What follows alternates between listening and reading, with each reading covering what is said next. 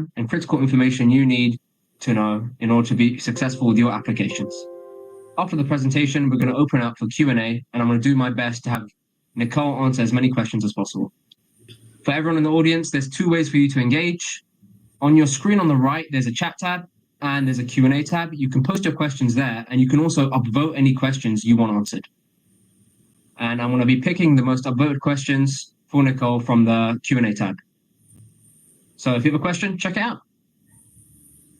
And now, without further ado, I'm going to turn it over to Nicole.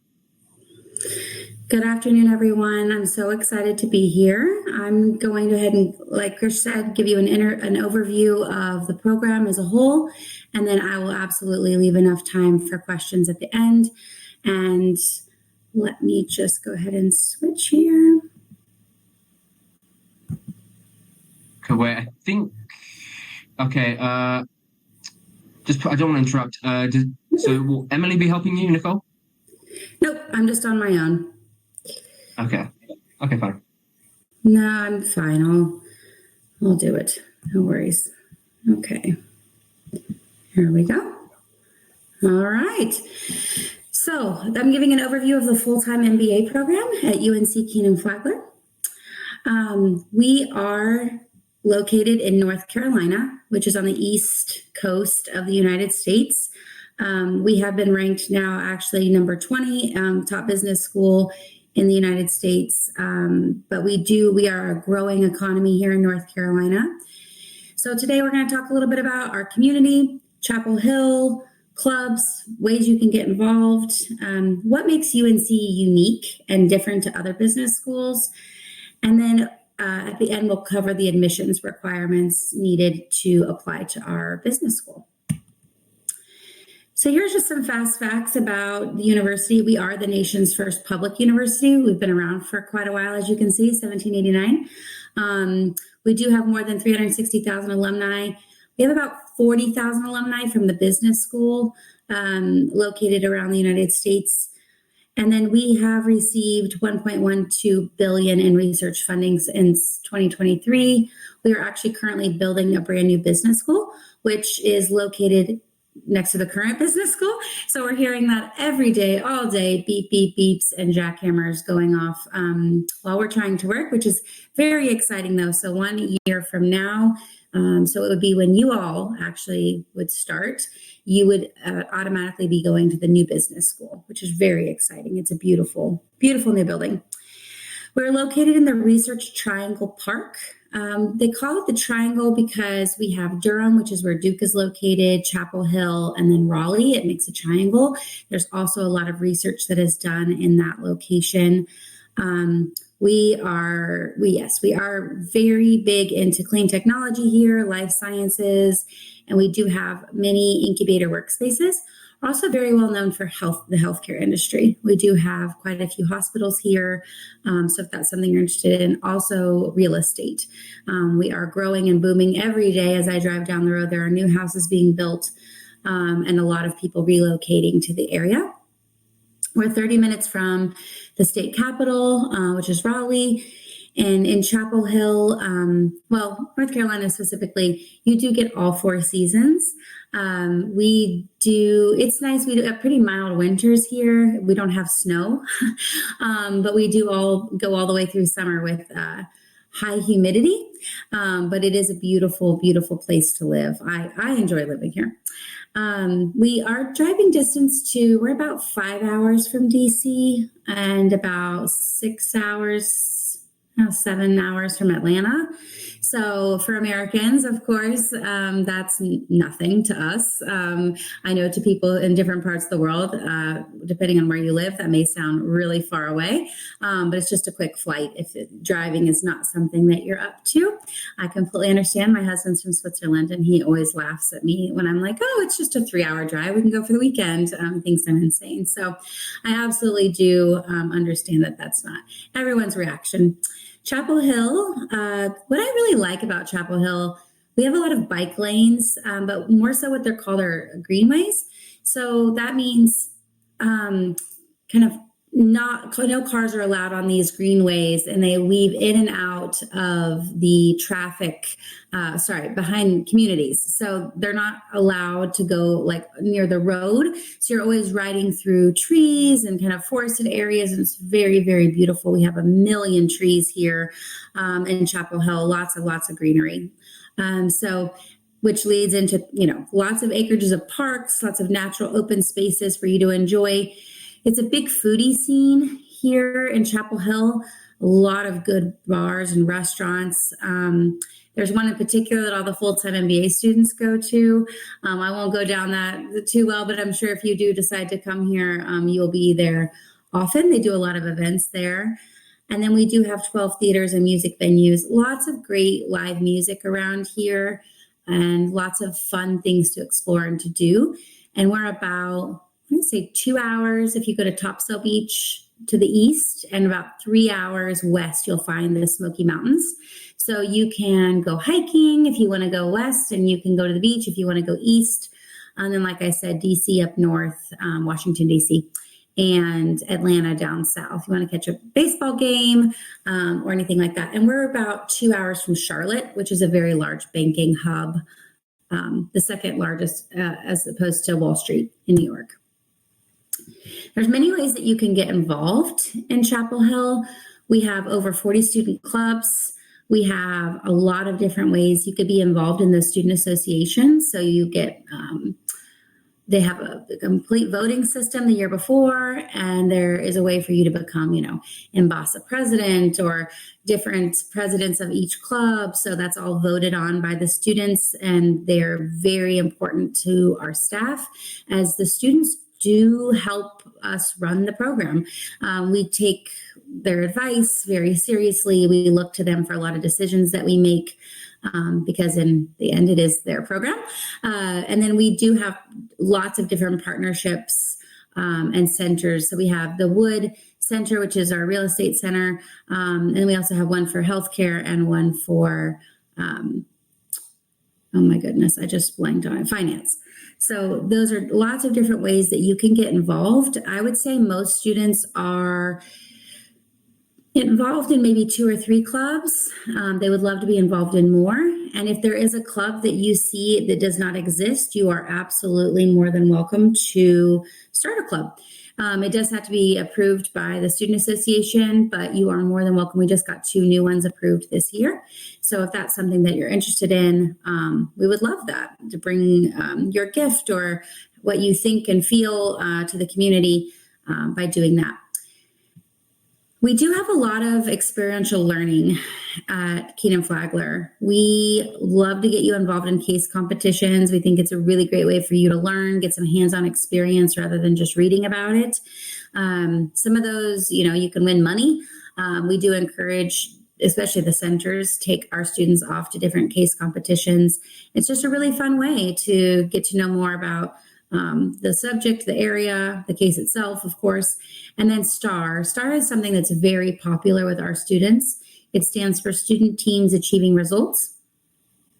It doesn't just have to be for consulting students who are thinking about going into consulting, but I think it's a great option for everybody. So you'll take a class and then you have to apply to be accepted into STAR. But we have 30 of our MBA students. Well, actually, they had more this year. We have quite a few students go off and work with actual companies during the school year to tackle industry issues that company might be facing alongside our undergraduate students, we have a very, very good undergraduate program as well at the business school. So we'll pair people up and they will act as consultants throughout that whole process. I've had quite a few students tell me that by doing STAR, they felt very prepared when they stepped into their consulting roles, that Keenan Flagler had prepared them quite well, and it was just like being in school. So that's always great to hear. Global opportunities. We have 3 different ways that you can explore the world and see how business is done in different areas. First, we have the GIE, which stands for Global Immersion Elective. So you'll get credit for going abroad and studying It's just a maybe 10 days long excursion with your fellow classmates and one of our staff members, and you'll go meet with different companies and explore the area and learn more about how they do business in the world. But you will get credit for completing that. We have another one it's DBI, which is doing business in. So our exchange partners, schools that we work with, will host 1 week long sessions on campus wherever they are located in the world, and they'll be on certain topics. And you are more than welcome. That is not for credit, but you're more than welcome if you just have a week to dedicate to go study along some different amazing people who have come from various cultures to learn more about their community and how they do business. And then the third option is study abroad. We say in your second year is a great time to take advantage of a study abroad opportunity. We do have over 50 partners all around the world that you may go take a semester and go learn your studies there. So lots of different ways that you can be a little bit more immersed in your experience of learning versus just reading about these things. And as a person who lived abroad for 6 years, it is absolutely life-changing to go to a completely different culture and just completely immerse yourself in it. So highly recommend doing that. The academic side of the program, 62 credit hours, 21 months to complete. We do have between the first year and the second year a required internship, and you'll start recruiting for that pretty quickly into your first year. We have a lot of companies. We have over 100 companies come and recruit our students for internships. And with that, you'll have in your second year over 125 electives that you can choose from. And we just added managing people and organizations, which brings us to 13 concentrations. I always tell people you don't need to know which concentration you're wanting to do straight away. You are absolutely welcome to come on board, get a couple months under your belt of the business program of your MBA, and then go ahead and decide what speaks to you.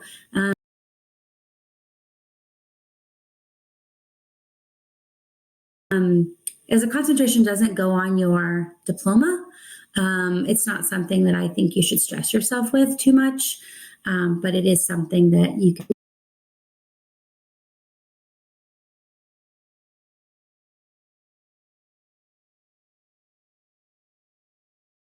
Oh, there they are. These are the concentrations that we offer. So you can see there that there's probably at least one.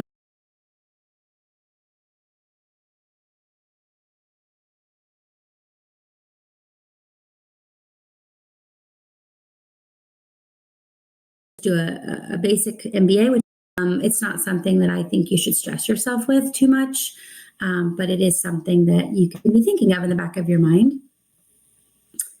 Oh, there they are. These are the concentrations that we offer. So you can see there that there's probably at least one or two. Some students decide to just do one. Some just do a basic MBA, which is absolutely fine. And others choose to do 2 or 3. What a concentration really is just 5 classes in the same area of study. So sometimes you'll end up doing a concentration without even meaning to do a concentration, depending on which electives you choose.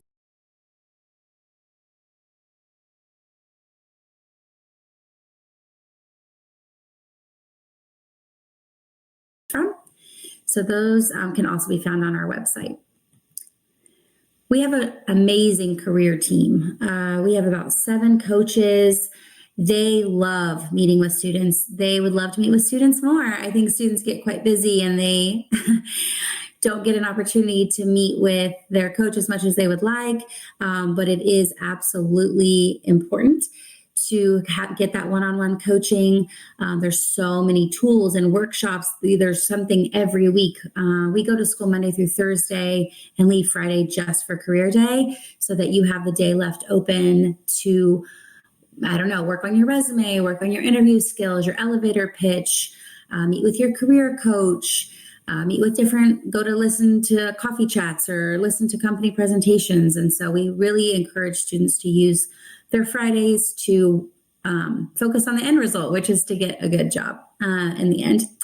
And then, of course, there's many, many networking opportunities put on by the career and leadership team. Here's just a snapshot of the 2025 profile. So we had a class size of 253 last year. As you can see there, GPA 3.42. Students always, or prospective students always get nervous when they look at these numbers. These are all averages. We've had people higher and lower in all different areas.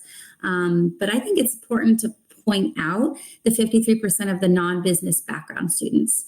I think that's fantastic that so many people are wanting to pivot into something else. Maybe you, I've had so many great conversations with hockey players, chefs, teachers, a ballroom dancer, people from all walks of life wanting to pivot and do something else with their career. So please know that, you didn't have to study finance or all the preconceived notions that everyone has coming into business school.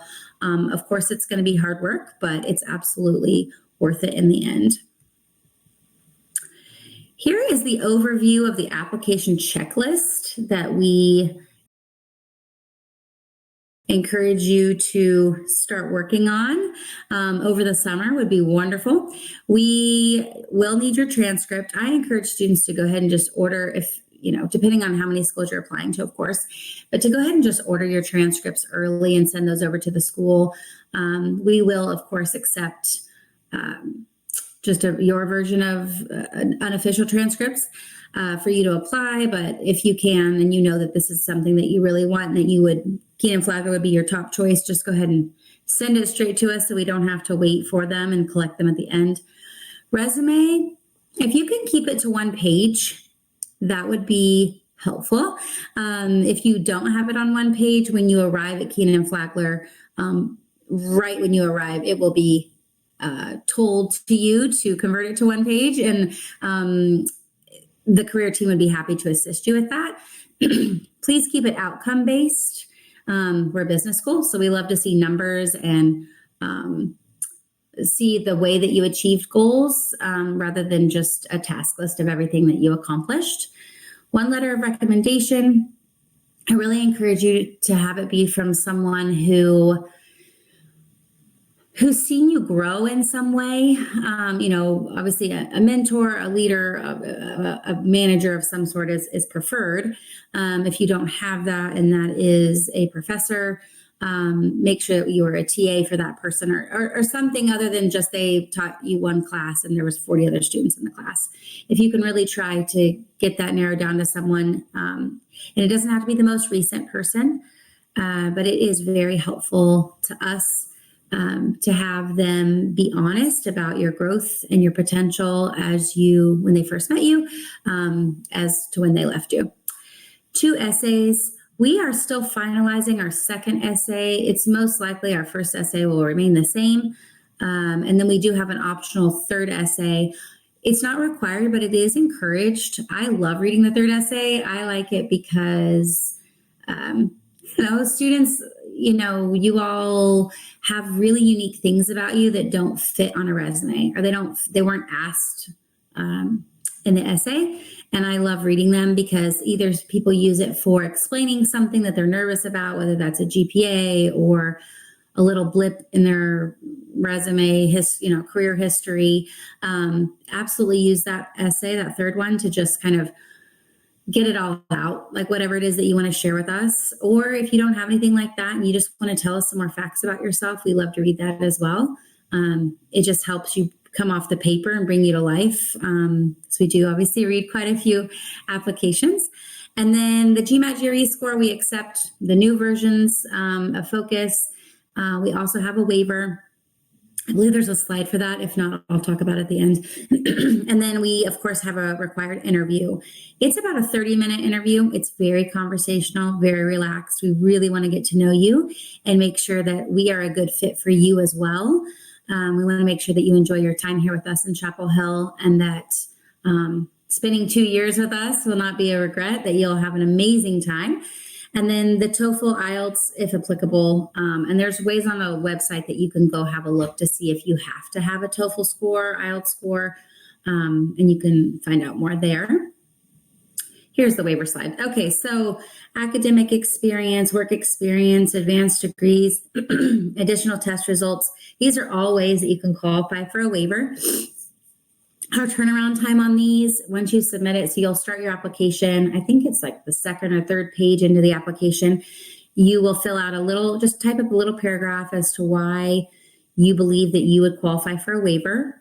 And it's helpful for the person reading all the waivers as the person who used to do the waivers. So just go ahead and outline. If you had any classes that were quantitative, just go ahead and put, like finance, A- or whatever it is that you studied, because we'll go back and look at those anyway. But anything that you have that can, quickly point out as to why you are deserving of a waiver, it just makes it faster for us to get those approved. And we're almost finished here. So this is the last year's deadline. So we haven't released our new ones yet. But as you can see, we have 4 rounds. Round 3 will be the last round for international applicants, as you need more time to get visas and whatnot, and processing takes a little bit longer.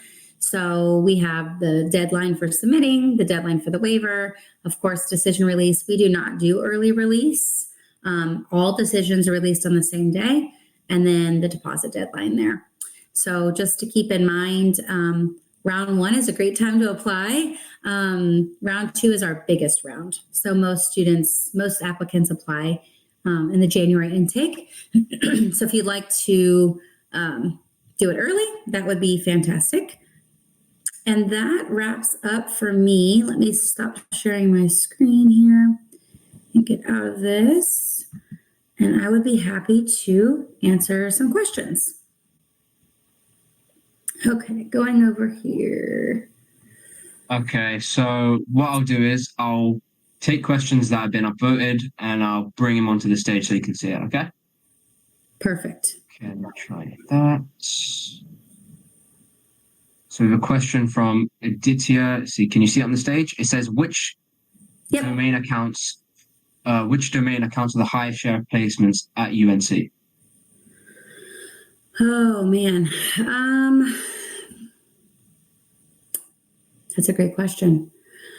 I wish I knew that right off the top of my head. We have such a broad, and it keeps getting broader and broader each year. I would say we do have people from...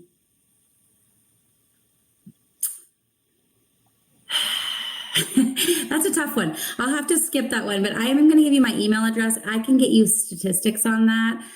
It won't really matter though, because every year is completely different and it doesn't really work like that. Like we read, so how admissions works, just to kind of educate people, as it's always interesting to them. We read every single file, not knowing anything like kind of demographically about people. So more so like, can this person do this work? Will they be successful doing a business degree? And then do we feel that our program will help you get to that end result? So no matter where you are in the world, will we be able to help you when you say, I want to open a restaurant back in Italy when I return home? Okay, what experience do you have thus far? Will our entrepreneurship program help you get there? And do you have any experience so far that we can build upon? And will that industry that you're trying to go into require you to have that? So there's a lot of questions that come into play before we even think about, where people are coming from. For us, it's more, will we be a good fit for you? So in the end, will we help you get to your goal? And so, of course, we have quite a few people from India and from Africa apply, but we would love to have people apply from absolutely everywhere. So it doesn't really matter to us where people are. We would love to have those many different cultures going through the program at the same time. Okay. And we have a question from Chirag, put on the stage. It says, what is the GMAT Focus score range? Oh, goodness. We haven't had too many people. I've only seen a couple of those come through. So for us, we haven't, I myself, I don't know if Emily has seen, I'm only just starting to see those trickle in. So we don't have the stats on that just yet, but I think hopefully by this time next year, I'll have a better idea of exactly what that average would be for you and range. The only couple I've seen have done quite well. I'll say that. I think I've seen, I think I've only seen 3. So I don't want to give the wrong, I want to skip to the next question. Just wait till I've seen some more. I'd like to have a better idea of where we're at before I speak to that. Can you see the Q&A tab as well, by the way? Yes, but it's all talking about Emily and being able to hear her and see her. Oh, there we go. Do I need to have job experience before getting admission? You do not need to have job experience before getting admission. I will say, and this is just a personal story. I did my MBA when I was 25 years old. So things to think about when you're doing an MBA. One, what industry are you trying to pursue and how much work experience, of course, would they like you to have coming on board? For consulting, you're going to need a couple of years of work experience. Like it's at least 2 or 3 years experience to go into that field. Finance is going to be very strict on, who they're hiring and how much experience you have and where you're coming from.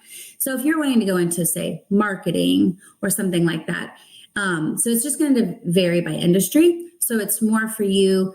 Do you feel that you could adequately contribute to the classroom environment that you find yourself in each day and have enough information to share? Because in an MBA program, people always think that the professor does a lot of educating, which of course they do, but you actually will learn just as much from your peers as you will from the professor. So it's important to know that as a 25-year-old, I found myself sitting next to someone who'd invented paint that you could eat, which I don't know how many people would actually want to eat paint, but I felt very kind of out of my element there because I didn't really know what I didn't know yet. So it just depends on you as a person and how comfortable you feel. And but you do not have to have work experience, but there's a lot of variables that go into that. Okay, let's see. Oh, Emily already answered that. So sorry about that, Emily. Emily's also happy. I didn't know she was here. Thank you, Emily. If you go to the Q&A, I think you're looking at the chat. I think if you go to Q&A. Oh, I'm looking at the chat. You're right. I am looking. There it is. Okay. Are there any test waivers available? That's okay. So yeah, test waivers. I covered that in my presentation. Yes, we do have test waivers. You can go to our website. There's 5 different ways that you can get a test waiver. And so that ranges from work experience to how you performed in your undergraduate experience. If you took some quantitative classes and how well you did on those. So there's a few different ways. Or if you have an advanced degree, or if you took, say, the MCAT or LSAT, you're absolutely welcome to apply for that. What is the GMAT? We already ran through that one. I think Edmonds is the next one that hasn't been answered. How does UNC? What did you say? Yeah, sorry. Yes, that's the one I was going to answer. Sorry. How does UNC Kenan-Flagler evaluate candidates for scholarships and financial aid? So that's a great question. That wasn't in the presentation. We have fellowships. We used to award about 40% of students some sort of fellowship amount of money. What we've been able to do is get that closer to the 60% mark and able to help more people. So we're slowly expanding it and trying to help people out. It is merit-based, not need-based. So anything that you can do to put on your resume that you have accomplished in the awards, recognition, leadership section of the application, anything like that. You don't need to do anything specific to be reviewed for fellowship. We automatically review everyone for a fellowship. So there's no extra essay or anything like that. We will just read your application, and as we give you your decision letter, we will put that award amount in the letter. So the day that you find out if you've been admitted, you'll also find out if you received any fellowship money. There is a fellowship reconsideration form that you are absolutely welcome to fill out one time. And that would be in a situation where maybe you got a promotion since you since you'd applied or something had changed and you really wanted us to know, you're absolutely welcome to apply for that again. Okay. We have a question from Mayang. It says, if an applicant has a below average GPA in undergrad, how does that affect the overall application? Mike, I say that would depend on a few things. So one, how long has it been since you did your undergrad? What was happening in your life for that to occur? So that's where I would use SA3 to absolutely give an overview, or just anything that you're worried about. If that is a situation for you that you're concerned about, just owning it and addressing it in the optional SA3 is completely acceptable to us. So there might have been an unfortunate incident that happened to you during college, whether that's the death of a family member or something happened to you. You're more than welcome to share that with us. Everything stays confidential. If anything, I don't know, we've had all sorts of people have to work through college. Maybe something happened to their house, or, there's all sorts of unfortunate events that have led to people's grades dipping in undergrad. If that feels like you tick that box, you're absolutely welcome to put that in. We will completely take it into consideration. We would hope, though, me personally, and I think Emily would agree with me, I would need some sort of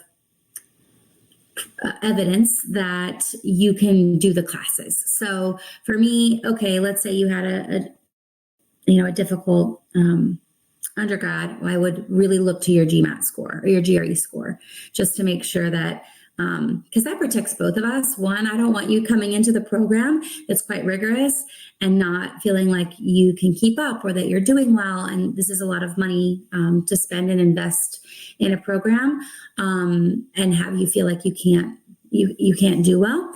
And so, I would just say to be honest and own it in the SA3 if that's something that you're faced with. Will IELTS be required if my 3-year Indian University degree medium? No, you don't need to take it, Nikhil. If you have studied in English, you will not be required to do the IELTS. The application for fall of 2025 will open we're hoping the end of August, the latest early September. We always try to aim to get that done as quickly as possible. We're still working on changing a few things in the application. How's IB placement and the assistance the school offers? We don't, let's see, placement is an interesting word. So for investment banking, I'm just going to back up. So we do have, of course, we have some students go into investment banking. I'm going to be honest with you, Porge, that there are schools out there that are feeder schools to investment banking. So I'm sure you already know, like there are certain schools that like their whole goal is just to graduate and help as many students as possible go into investment banking. I would not say that Kenan Flagler is one of those schools. We do have students go into investment banking from our school, but it's not a very high percentage. So if that's what you're looking at, of course, we absolutely do have partnerships with companies of that nature, but it's not going to be something where we have a whole, placement program and everyone is from the program is going into investment banking. We do, of course, have the career coaches. We do have the network. We do have alumni that are investment bankers that we will absolutely have you reach out to and work with. And then, of course, our career coaches and the companies themselves coming on campus and doing information sessions and wanting to meet with you and have coffee. But yeah, I just wanted to be honest about that because we're not one of those schools that just feeds directly into the investment banking. Can you help me with a profile evaluation? I, Nitesh, am not allowed to really, as I'm on the admissions committee, any of us actually are allowed to either give feedback about your specific application or anything like that.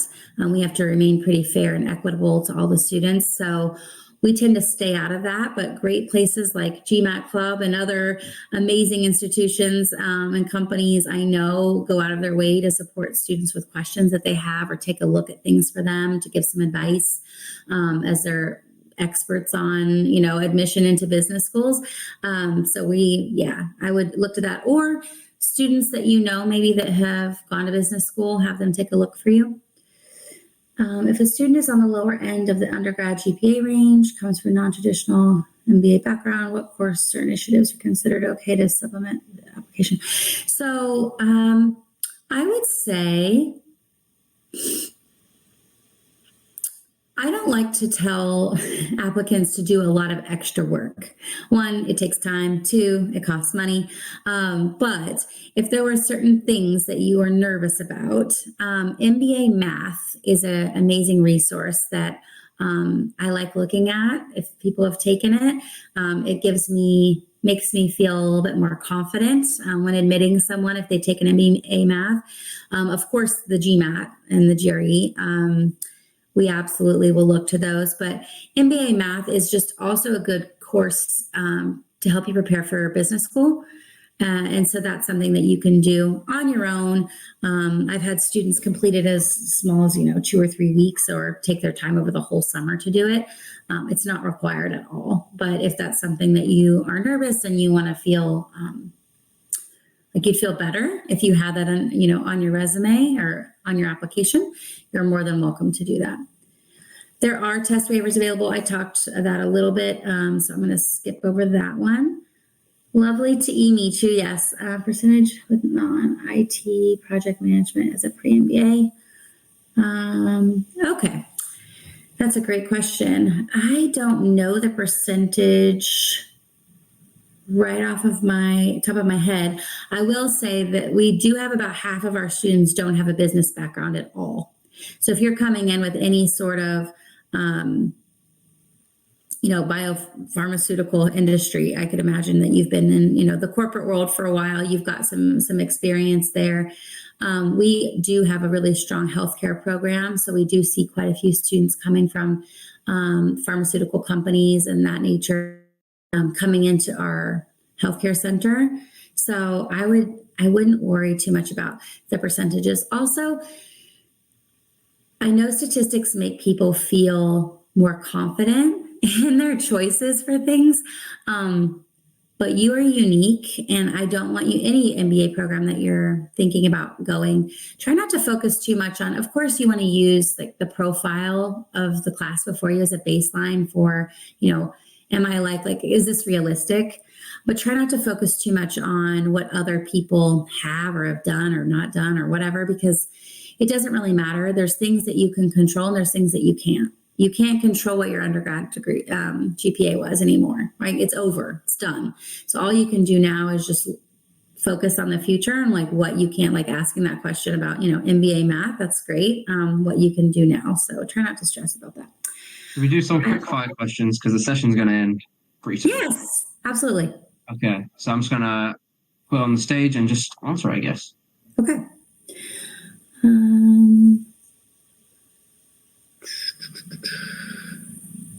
You don't have to be from the healthcare side. No, that's absolutely fine. If you're from engineering background, you're more than welcome to apply.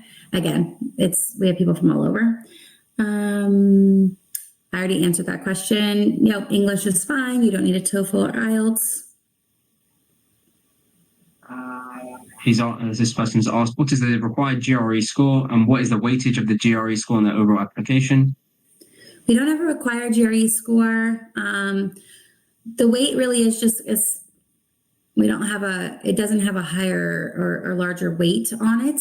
It really is just, can you do the program? So there's not really if you taken the score, you have a waiver. Those are basically the same thing. So I just need to make sure that you do well enough that you could complete the program. And again, you can look at our profile if you want to see those.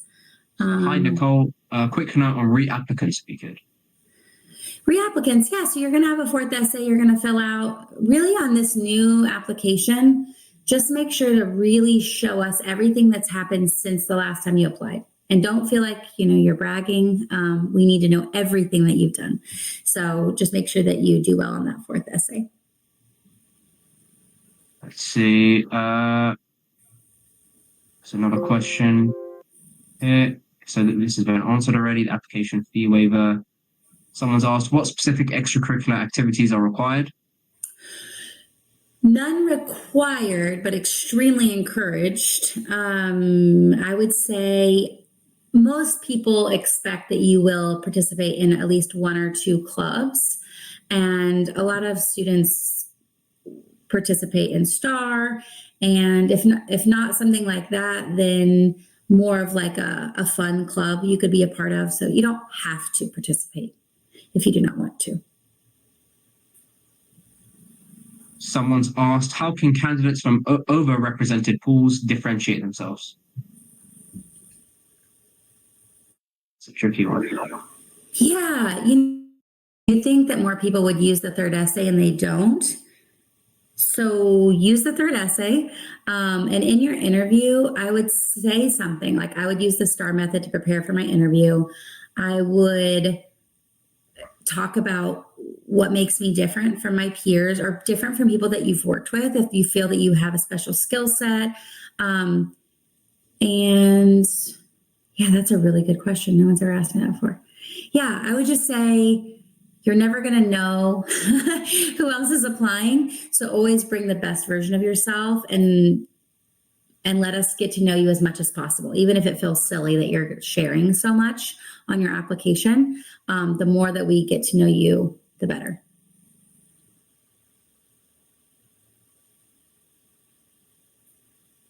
No, you're not overqualified to do an MBA. Those are two completely different things. We've had quite a few PhDs come do MBA programs. I would say, yeah, it's two different things. And like lots of people come there, this is a pivot. The MBA is used as a pivot tool. So many people come with all, doctors, all sorts of people who want to switch what they're doing. So don't worry about what degrees you've done before. It's completely fine. I like to see volunteer hours in community service. I like to see it not the year before though, Lydia, because I'll know that really you may, or I'll perceive it that you probably just started volunteering in your community because you're applying to the MBA. So we're pretty smart in that regard. I think it's important to give back to your community. We really do a lot for our community here in Chapel Hill. So it's important to us that you're involved and that you want to make a difference, and kind of the social aspect of the program is really important to us. So I think you'll naturally want to do those when you arrive. So we would like to see that you have before you get here to know that you would fit right in, is what I would say. Okay, I have another question from Dipanshu. Besides merit, what are the other criteria for scholarships? That there isn't any. That really is the only, we just look at everything that you've accomplished up to now. And I would say that we do know there are international students. It costs more to get to the United States. It costs more for students who don't live in the state of North Carolina to go to school. So I think we do take that into consideration a bit, just because it's harder. So you might need a little bit more assistance, but yeah, just doing the best you can and putting your best foot forward and showing us what you've accomplished is what you can do. Sam's asked, hi Nicole, thank you for the presentation. Does UNC Kenan Flagler have resources for partners that are making the move to other jobs, for example, Chapel Hill? I think that's the question. That are making the move to Chapel Hill, job placement, for example. Oh, okay. Resources for partners. Oh, okay. Partners. Got it. We have a partner club. I don't know if they're going to be active next year. It was called Kenan Connections, and they had their own club. So partners really would come in, and because your partner is a huge support system for you doing your MBA. Was for my husband. Whether I wanted to or not. So it's a lot. It's a lot of work supporting someone while they do their MBA. So we do have, once you're admitted, there's an admitted student portal, and we do have a ton of resources on there that you can utilize. But I would say the biggest thing is just talking to the second years and all of their partners, because they come to all the Carolina Casual, which is like a happy hour social every week that we host. And so you'll meet lots of people that way. And then in orientation as well, you can ask all those questions. But yeah, there's a lot of support for loved ones coming along, and families as well. We love if you bring your family. So yeah. Okay, so we only have a few minutes left for the session. Is there anything you want to share, Nicole, on maybe how people can contact you or anything else you want to share? Sure. Yes. Where should I put that email address? Well, if Emily's still here, she can put my email address in the chat if that helps. I would say my one piece of advice in applying to any business school is that we all have the same nuts and bolts, right? We all have accounting and finance and all of those classes. What makes each program unique are the people. So doing these things is really well done for coming to these, because it's important to learn about the culture, but really who you want to talk to are the current students. So our students love talking to people. We have digital ambassadors on our website. Please reach out to them. Emily's just provided 3 email addresses there on the side that you can reach out to. So her email, mine, and our general inbox. General inbox is probably the fastest because we'll get back to you within 24 hours. But if you have any questions, also you will get a fee waiver for attending today's session. You don't need to tell us or do anything. Give us at least a week to get it applied to your account, but you don't need to contact us to confirm, and it will be added to your session or to your application. Sorry. So I also did a poll during the session. How much you're enjoying the session? The results are very good. And so I want to thank everyone for joining. If you didn't cover your question, feel free to email them. And yeah, I'll see you in the next session. All right. Thank you. Thank you, everyone. Absolutely. Thank you. Have a great day. Have a great day. You too. Goodbye, everyone.